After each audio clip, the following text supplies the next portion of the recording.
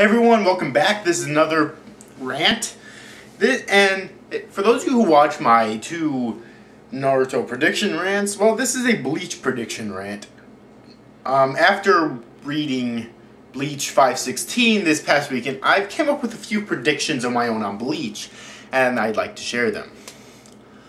Alright, first off, the Royal Guard was introduced. I have a few predictions about the Royal Guard. So, as Shinji revealed, apparently the Royal Guard's power combined is far greater than that of the 13 Corps Guard squads combined. And I have a feeling that means all officers, meaning all the captains, including the head captain, all the lieutenants, all the third seats, fourth seats, and so on.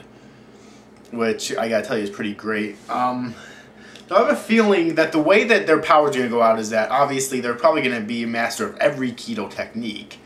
But also, each of them separately will probably end up having both a Shikai and a Bankai. And then each one of them will have a third release that they'll all release at the same time to combine to fuse together.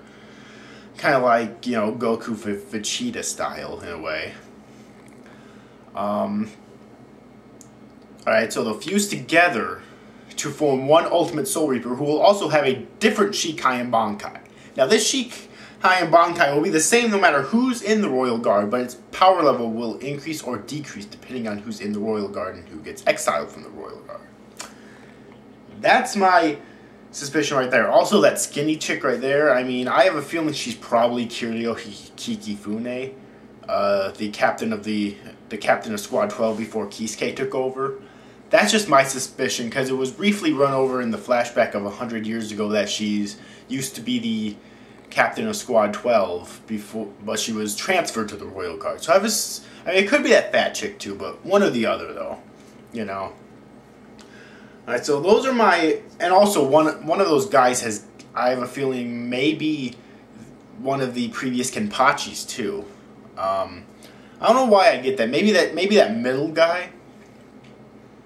I don't know why. It just feels like one of the previous Kenpachis may have gotten promoted years ago, you know, to the Royal Guard. It makes sense to me because the Kenpachis have always been known for their power, you know.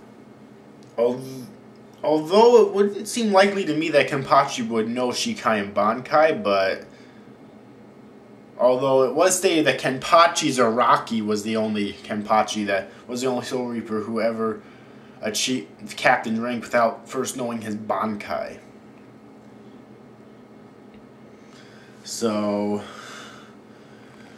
yeah. So those are my predictions on the Royal Guard. And now here's my predictions on... I have some more predictions though. So when Ichigo was talking with Mayuri, he said that, or Mayuri told him that once a Soul Reaper's Bankai has been broken, unlike its Shikai, it can never be repaired to its original state. He brought up examples like Ikkaku, whose Bankai after his fight with Edward Leones will never return to its original state again. It's weaker than it used to be. It still looks exactly the same, but it's weaker than it used to be. And you know, and Renji's Bankai lost some of its rings. Okay, but he also said that Sajin's Bankai, because Sajin's so close with his Bankai, once Sajin heals, his Bankai heals. And considering that Ichigo probably has the closest relationship with his Zanpaktu that we've ever seen in the entire series, period, I have a feeling that it'll be the same with his as well. Although we haven't actually seen Zangetsu in person in a while, though, but I have a feeling it'll be the same. Also, I have a feeling there's some other exceptions, such as Toshiro Hitsugaya, after watching the King of Lightning's review of the chapter just now, I saw this, because Hitsugaya has been known to revive his Bankai because his Bankai is just air, water, and ice, that's it. And he's been seen to revive it by sucking all the moisture out of the air to revive his Bankai wings and everything. So I have a feeling he's also another exception to this rule.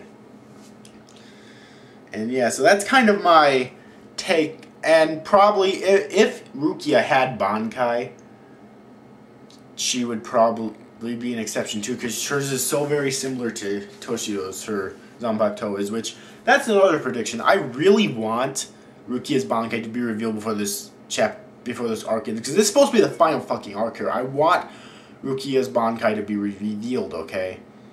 And I have a feeling that Kubo just might do that, because he's been surprising me at every turn, you know? He killed off the head captain. He supposedly at one point killed off Kenpachi and Byakuya, but now they're just revealed to be no longer captains anymore, supposedly. You know, but, like, and of course he revealed the Royal Guard, which at this point I didn't think he was even going to end up doing, but he did. So yeah, Kubo's surprising me at every turn. I can't wait to see what he does next. These were just a few predictions that I had about the series henceforth.